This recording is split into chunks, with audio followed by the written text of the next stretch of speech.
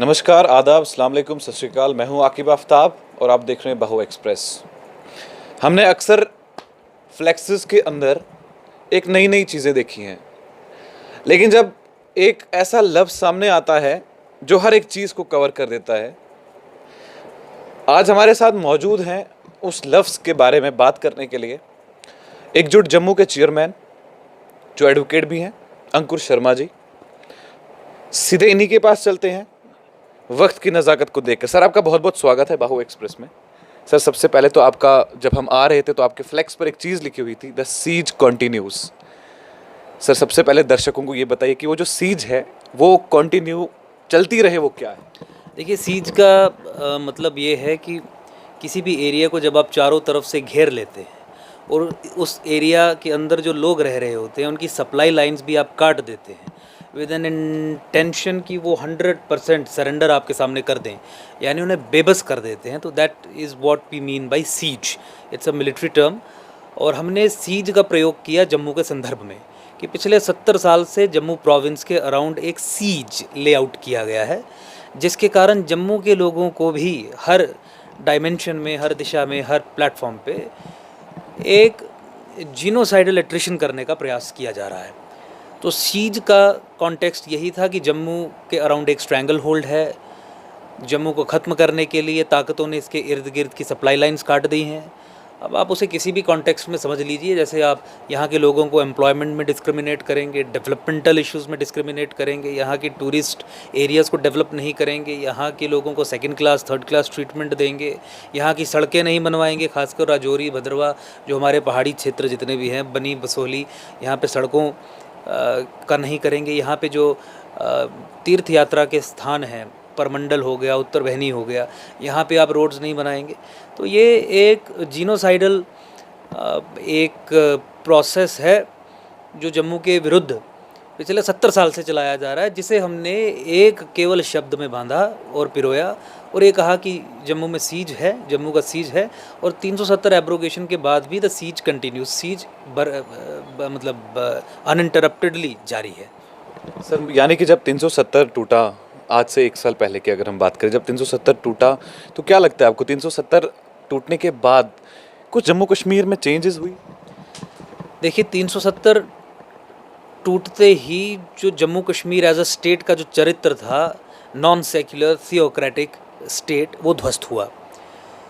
लेकिन हमने ये कहा कि आपको 370 और 35 से ख़त्म करने के साथ रुकना नहीं है, उसके बाद बहुत सारे लॉजिकल स्टेप्स आपको उठाने हैं, ताकि पिछले 70 साल में 370 और 35 का प्रयोग करके जितनी भी anti national activities, separatist activities और वो लोग और वो पॉलिसीज़ जो स्टेट एपरेटस में प्लांट कर दी गई हैं, उनका निराकरण किया जाए, उसका निवारण किया जाए। अनफॉर्चुनेटली 370 और 35 से हटाने के बाद दिल्ली जो है वो अपोलोजेटिक एटीट्यूड में आ गई और अब भरसक प्रयास वो कर रही है, जिस प्रयासों से 370 और 35 के कारण जो कश्मीर की हेजुमनी यहाँ पे डिस्ट्रॉय हुई है, ख़त्म हुई है, उसको रिस्टोर किया जाए। फॉर इंस्टेंस 370-35 से ख़त्म होते ही उसके बाद तत्काल प्रभाव से कश्मीरी पॉलिटिकल लीडरशिप के प्रेशर में इन्होंने डोमिसाइल लॉज इंट्रोड्यूस किए, उनके कहने पे, उनके तरीके से, जिससे बैकडोर से कहीं ना कहीं 35A री इंट्रोड्यूस हुआ। 370 और 35 ये सुनिश्चित करते थे कि सत्ता पावर हमेशा कश्मीर के हाथ में रहे।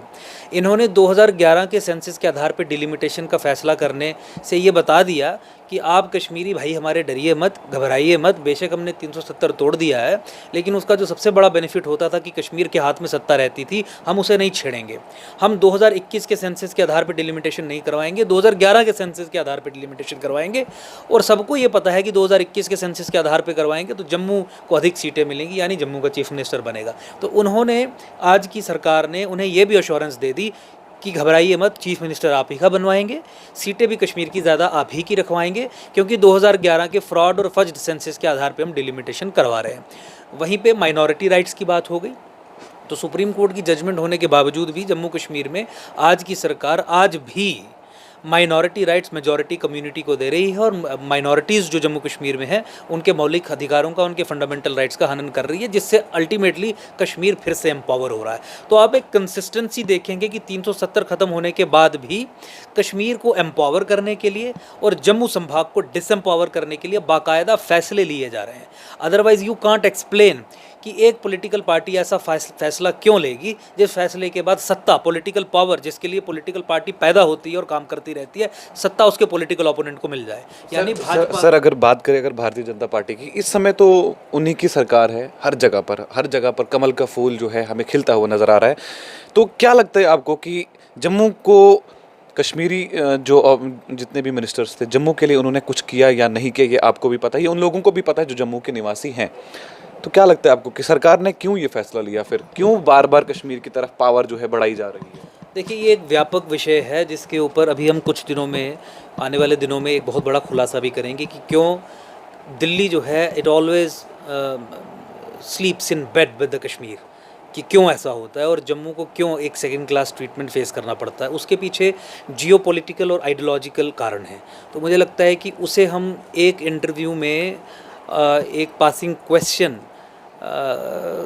करते हुए, होते हुए रिस्पॉन्ड करना मुझे नहीं लगता कि ठीक रहेगा। लेकिन ये सही बात है कि कश्मीर को ही एम्पावर करने के लिए दिल्ली हमेशा काम करती रही है और आज भी कर रही है, डिस्पाइट एब्रोगेशन ऑफ 370 और 35 से।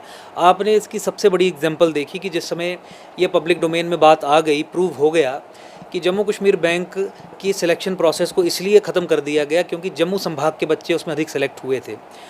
तो इससे ये प्रूव हो गया कि who is calling the shots. और 370 और 35 से एब्रोगेट करने के बाद भी वही सिस्टम जम्मू कश्मीर यूटी में चल रहा है, जिस सिस्टम में अगर जम्मू के बच्चे अधिक सेलेक्ट होते हैं, या तो रिक्रूटमेंट प्रोसेस क्वैश कर दिया जाता है या फिर उनके मार्क्स कम करके कश्मीर के बच्चों को अधिक मार्क्स दे के मेरिट लिस्ट में उनके नाम भर दिए जाते हैं। ये तो अभी 1-1.5-2 महीने पहले की ये बात आपके सामने है, सबके सामने है, और ये उसको रोक नहीं पाए।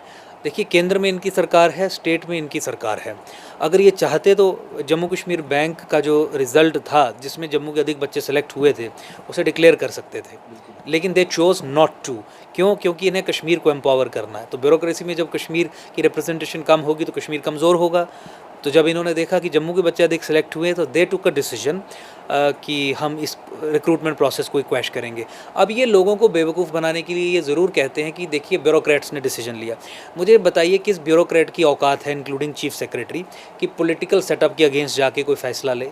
भाजपा की पॉलिटिकल कंस्टिट्यूंसी जम्मू है और ये बात सामने आ जाए कि जम्मू के अधिक बच्चे सेलेक्ट हो गए हैं इसलिए प्रोसेस ही क्वैश कर रहे हैं, तो मुझे नहीं लगता कि चीफ सेक्रेटरी की भी औकात होगी कि वो उस प्रोसेस को क्वैश करवा जाए। सर, ये कौन से लोग हैं जो बार बार चाहते हैं कि चाहे 2011 हो, 15 हो, 16 हो, 19 हो, अब तो 20 खत्म होने वाला, 21 आने वाला है, फिर भी कश्मीर को ही पावरफुल रखे? कौन से लोग हैं ये? देखिए, ये एक सोच है, विचारधारा है जो 2014 तक कांग्रेस और दलों ने अपनाई।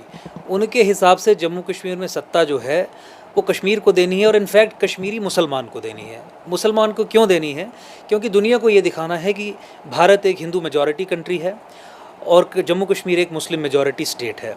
तो अगर जम्मू कश्मीर एक मुस्लिम मेजॉरिटी स्टेट होते हुए डेमोक्रेसी और डेमोक्रेटिक प्रोसेसेस को सक्सेसफुल करवा रही है तो ये भारत की डेमोक्रेसी और सेक्युलरिज्म की बहुत बड़ी विक्ट्री है। ये एक फ्लॉड अंडरस्टैंडिंग है।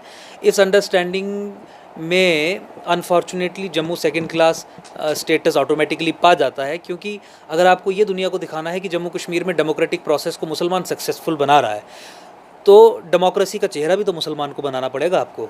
तो डेमोक्रेसी में सबसे बड़ा चेहरा कौन है? वो चीफ मिनिस्टरशिप है।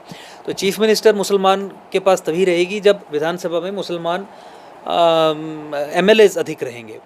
तो ये सोच 2014 तक रही। 2014 के बाद यही सोच आगे बढ़ाई गई, आज भी यही सोच चल रही है, लेकिन किन्हीं डिफरेंट कारणों से। वो कारण जियोपॉलिटिकल, आइडियोलॉजिकल हैं, क्योंकि बीजेपी ये जो कर रही है वो किन्हीं और कारणों से कर रही है। वो उन कारणों से भी डेंजरस कारण हैं जिन कारणों से कांग्रेस या दूसरी पार्टीज ये चीज़ें करती थी। सर कोई कारण ऐसा जो आपने कहा कांग्रेस जब करती थी तो नॉर्मल था, लेकिन अभी डेंजरस कर रही है, तो वो डेंजरस क्या है? देखिए, डेंजरस को लेके मैंने ये बताया कि वो जियोपॉलिटिकल और एक आइडियोलॉजिकल अंडरस्टैंडिंग है, जिसकी कुछ इम्प्लीकेशंस के कारण इस तरीके का फैसला भाजपा ने भी लिया कि जम्मू कश्मीर में सत्ता मुसलमान के हाथ में ही सौंपेंगे। बाकायदा उन्होंने स्पेसिफाई ये किया कि जो कश्मीर को हम डिसएम्पावर नहीं कर सकते, और ये सीरियस इसलिए है कि उनकी भाजपा की जियोपॉलिटिकल और आइडियोलॉजिकल अंडरस्टैंडिंग में जम्मू का डिसएम्पावर होना बहुत ज़रूरी है, जम्मू का कमज़ोर होना बहुत ज़रूरी है, क्योंकि उनकी जियोपॉलिटिकल अंडरस्टैंडिंग में जो जम्मू कश्मीर का सोल्यूशन उन्होंने पाकिस्तान के साथ ढूंढा है, उसमें अगर जम्मू ताकतवर रहेगा, जम्मू का चीफ मिनिस्टर होगा, जम्मू की सीटें अलग होंगी, तो वो सोल्यूशन उसको सरंजाम नहीं दे पाएंगे। इसीलिए जम्मू को डिसएम्पावर करने का प्रोसेस भी कश्मीरी मुसलमान को या कश्मीर के हाथ में सत्ता सौंपनी है, ये एक चीज़ है। जम्मू को डिसएम्पावर करना है भाजपा की दूसरी प्रणाली है, जो कांग्रेस की बाई इम्प्लीकेशन रहती थी, लेकिन इनकी एक्सप्रेस है और बहुत ब्लेटेंट है, क्योंकि इनके सोल्यूशन को सक्सीड करने के लिए जम्मू का कमज़ोर होना बहुत ज़रूरी है। और यही चीज़ एक्सप्लेन करती है कि क्यों एक पॉलिटिकल पार्टी 2011 के सेंसस के आधार पर डिलिमिटेशन करवा रही है, जिस फैसले से सत्ता उसके पॉलिटिकल ओपोनेंट को मिलेगी। सर फिर एक चीज़ तो ये भी कर सकते थे, 370 जिस वक्त टूटा उस समय अगर चाहते तो जम्मू और लद्दाख को यूटी बनाते और कश्मीर को अलग कर देते, तो ऑटोमेटिकली पावर जो है कम हो जाती, लेकिन फिर भी लद्दाख को अलग करके जम्मू और कश्मीर को फिर से एक के साथ रखा, तो वो क्यों? आज मैं आपके चैनल के माध्यम से ये खुलासा अभी कर दूं कि जिस समय फैसला हुआ था 3 यूटीज़ ही बनाई गई थी, जम्मू को अलग यूटी बनाया गया था। दोपहर के 2 बजे ये फैसला बदला गया, एक दिन पहले 2 बजे, टाइमिंग भी बता रहा हूँ। जम्मू को कश्मीर के साथ जोड़ दिया गया। क्यों? क्योंकि पाकिस्तान के साथ भाजपा ने जम्मू कश्मीर को लेके जो सल्यूशन सोचा है, उस सल्यूशन में जम्मू कश्मीर का फ़िलहाल जुड़ा रहना ज़रूरी है। सर पाकिस्तान के साथ जम्मू कश्मीर का सुलह रहना बहुत ज़रूरी है, भारतीय जनता पार्टी ये सोच रही है। वहाँ पर पाकिस्तान के ख़िलाफ़ भी भारतीय जनता पार्टी अच्छे तरीके से बोलती है, तो सर जब बोलना भी है और सोल्यूशन भी है, यानी कि भाईचारा है। देखिए, एब्सोल्युटली पोस्चरिंग एक अलग चीज़ है, पॉलिटिक्स एक अलग चीज़ है, लेकिन when you have a clear cut formula या आपकी आर्टिकुलेशन है किसी चीज़ को लेके, किसी प्रॉब्लम को लेके, उसके सोल्यूशन को लेके, तो उसे आप दरकिनार नहीं कर सकते, उसे स्टडी करने की ज़रूरत है, जो हमने स्टडी किया, और जिसके बाद सारी ये चीज़ें पता चली कि क्यों इस तरीके की राजनीति भाजपा जम्मू कश्मीर में कर रही है। और वो लॉबी जो इस सॉल्यूशन को परस्यू कर रही है, पुश कर रही है, उसी लॉबी ने जम्मू को अलग यूटी नहीं बनने दी, और ये लॉबी भाजपा के अंदर की ही थी, ये कांग्रेस की लॉबी नहीं थी, या ये PDP-NC की लॉबी नहीं थी, ये बीजेपी के अंदर की ही लॉबी थी। क्योंकि उनके सॉल्यूशन के हिसाब से अगर जम्मू को आप कश्मीर से अलग कर देंगे, तो फिर पाकिस्तान के साथ जो सेल आउट इन्होंने प्लान किया है, जिसे ये सॉल्यूशन कहते हैं, वो पॉसिबल नहीं हो पाएगा। सर 370 टूटने के बाद या 370 से पहले भी एक चीज़ हमने देखी थी कि मिलिटेंसी को जम्मू कश्मीर के अंदर ख़त्म करेंगे। क्या लगता है आपको, मिलिटेंसी ख़त्म हो रही है? देखिए, मिलिटेंसी टेररिज्म ख़त्म नहीं हो सकती, क्योंकि मिलिटेंसी की जो जड़ है, भाजपा ने ये या सरकारों ने ये तय किया है कि उसको उसके नाम से, असली नाम से नहीं पुकारेंगे। अनफॉर्चुनेटली टेररिज्म जो बंदूक उठाना है, ये तो एक डायमेंशन है। इंडोक्ट्रिनेशन जिसके कारण ये बंदूकधारी बनते हैं, वो 90% कंट्रीब्यूटर है टेररिज्म के संदर्भ में। आप मुस्लिम ब्रदरहुड का मॉडल देख लीजिए, आप वहाबी सऊदी अरेबिया का मॉडल देख लीजिए, आप खुमैनियों के ईरान का शिया मॉडल देख लीजिए। अगर आपको उसकी पूरी समझ है, तो आप आतंकवाद के खिलाफ, बंदूकधारियों के खिलाफ ही केवल एक्शन नहीं उठाएंगे, आप उस इंडोक्ट्रिनेशन मशीनरी और उस इंडोक्ट्रिनेशन मशीनरी से निकली वैसी ऑर्गेनाइजेशंस जो इंडियन लॉज के अंतर्गत ही मान्यता प्राप्त हैं, सबसे पहले उन्हें ख़त्म करेंगे। 90% काम वो कर रहे हैं, 10% आतंकवादी काम कर रहे हैं। लेकिन आप सिर्फ वायलेंस को मैनेज करना चाहते हैं कि जो वायलेंस कर रहा है बस उसको थोड़ा कंटेन करके रखें। आतंकवाद को ख़त्म करने की मंशा तो आज तक किसी सरकार या प्रधानमंत्री ने दिखाई नहीं, क्योंकि आतंकवाद जिस कारण से है, उस कारण को उस कारण से पुकारा ही नहीं। सर क्या लगता है आपको कि ये अक्सर हम देखते हैं कश्मीर के, अगर हम हालात की अगर बात करें, तो कहीं ना कहीं कश्मीर का जो जवान है वही सफ़र कर रहा है। सेपरेटिस्ट की भी अगर हम बात करें, उनको भी हम साइड पर रखते हैं, लेकिन जो जवान 24-25 साल का है वो सफ़र कर रहा है अपनी पढ़ाई के साथ, तो बार बार एक ही बात सामने आती है कि पाकिस्तान से भेजे हुए आतंकवादी। तो क्या लगता है आपको? देखिए, पाकिस्तान से भेजे हुए आतंकवादी, ये भी भारत सरकार का एक प्रोपेगेंडा है। किसी भी एरिया में टेररिज्म या मिलिटेंसी तब तक सरवाइव नहीं कर सकती जब तक उसे लोकल सपोर्ट ना हो। देखिए, जम्मू में टेररिज्म नहीं है, क्या ये पाकिस्तान की मंशा नहीं है कि जम्मू में भी टेररिज्म कल्टीवेट की जाए? सर लेकिन अगर अटैक्स की हम बात करें तो अटैक्स जब हुए जम्मू में भी हुए तो सर इट मीन्स कि लोकल तो अंदर से भी देखिए वो सारी चीज़ें हैं। जम्मू में भी ऐसे लोग हैं जो आतंकवाद को सपोर्ट करते हैं, जो ओवरग्राउंड वर्कर्स का काम करते हैं, जो अटैक्स को फैसिलिटेट करते हैं। नगरोटा में अटैक हुआ, कालूचक में अटैक हुआ, हीरानगर में अटैक हुआ, यहीं के कुछ लोग थे जिन्होंने फैसिलिटेट किया। मैं लार्जली एक पॉपुलेशन की बात कर रहा हूँ। कश्मीर में लार्जली जो ओवरवेलमिंगली जो वहाँ की पॉपुलेशन है वो आतंकवाद को, टेररिज्म को अंदर से सपोर्ट देती है, इसीलिए वहाँ पे टेररिज्म इंटैक्ट है। तो जब तक आप इस रियलिटी को नहीं समझेंगे, मुझे नहीं लगता कि आप एक काउंटर रिस्पांस एक तैयार कर पाएंगे जिसके बाद टेररिज्म ख़त्म होगी। जम्मू कश्मीर के संदर्भ में अनफॉर्चुनेटली, इनफैक्ट मैं आपको बताऊं कि मतलब इसमें एक बहुत एक इम्पॉर्टेंट रीज़न ये भी है, अगर आप अमेरिका से कंपेयर करें। देखिए 9/11 होने से पहले, जिस दिन ट्विन टावर्स को उड़ाया गया वहाँ पे, तो उससे पहले अमेरिकन सरकार का भी रुख वही था जो आज की भारत सरकार का रुख है। और जिस दिन ये बम फोड़े गए, जहाज़ फोड़े गए, बीच में घुसाए गए, हज़ारों लोगों की हत्या की गई, तो उनका पहला क्वेश्चन यूएस एजेंसीज़ का, यूएस सरकार का, यूएस पॉपुलेशन का ये था कि why do they hate us. उन्होंने कहा ये we are not at war with them, हमने इनके घरों में जाके के बम नहीं फोड़े हैं, वाई डू दे हेट अस। और उनके पास इसका जवाब नहीं था। क्यों? क्योंकि वो आतंकवाद को समझते नहीं थे, टेररिज्म की जड़ को समझते नहीं थे। तो यही परिस्थिति में भारत सरकार भी इस समय है। ये आतंकवाद की जो डायमेंशन है वाइड, उसे नहीं समझते हैं, इसीलिए एक ऐसी रणनीति फॉलो कर रहे हैं जो भारत के विरोध में है, जो जम्मू के विरोध में है। देखिए 9/11 होने से पहले अमेरिकन एजेंसीज टेररिज्म नहीं समझता था। 9/11 होने के बाद अगर आप 9/11 कमीशन की रिपोर्ट्स पढ़े तो आपको पता चलेगा कि उनके सवाल क्या थे। जिस दिन ट्विन टावर्स को उड़ाया गया तो अमेरिकन एजेंसीज, अमेरिकन प्रेसिडेंट से लेके अमेरिकन कांग्रेशनल कमेटीज़ जितनी भी थी या जितनी भी वहाँ की आम जनता थी, उनका सबसे पहला ये सवाल था कि देखिए हम तो we are not at war with them. तो उनका सवाल था why do they hate us. उनके पास इस सवाल का जवाब नहीं था कि why do they hate us. उनके पास इस सवाल का जवाब नहीं था, कारण नहीं था कि इन्होंने इतने हज़ारों लोगों को क्यों मारा ट्विन टावर्स में जहाज घुसेड़ के। उनके पास इस चीज़ का जवाब नहीं था कि जब अमेरिका कुछ नहीं कर रहा है इनके खिलाफ, तो इन्होंने हमें अटैक क्यों किया।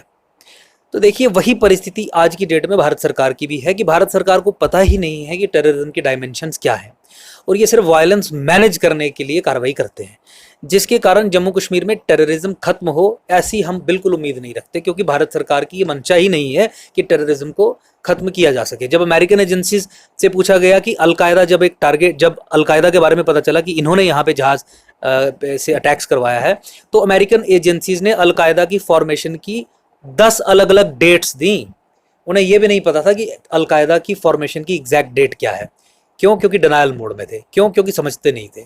तो जितनी भी डायमेंशंस हैं उन्हें समझने के बाद, उन्हें उस नाम से पुकारने के बाद ही, उसे डायग्नोज करने के बाद ही आप एक रिस्पॉन्स मैकेनिज्म तैयार कर सकते हो, जो अनफॉर्चुनेटली भारत सरकार सेक्युलरिज्म के नाम पे डिनायल मोड में है करने के। बहुत बहुत शुक्रिया। किसी कारण की वजह से हमें अपना यहीं पर इस समय ये जो इंटरेक्शन है हमारा एकजुट जम्मू के चेयरमैन अंकुश शर्मा जी के साथ यहाँ पर रोकना पड़ रहा है, लेकिन दर्शकों से मैं एक चीज़ ज़रूर कहूँगा कि आने वाले कुछ समय में हम फिर से इनके पास आएंगे और फिर से आपको इनके अल्फाजों से रूबरू कराएंगे, और आने वाले समय में हम ये बताएंगे जम्मू कश्मीर की मंशा, जम्मू कश्मीर की सरकार जो है, अगर सरकार टेररिज्म को ख़त्म नहीं कर सकती तो फिर क्यों बोला जाता है नारों में कि हम दहशतगर्दी को खत्म कर देंगे। यानी कि ये लोगों के दिलों में और दिमाग में सिर्फ एक बात डाल देना कि हाँ हम ये कर देंगे, वो खत्म हो या नहीं हो वो बात की बात है।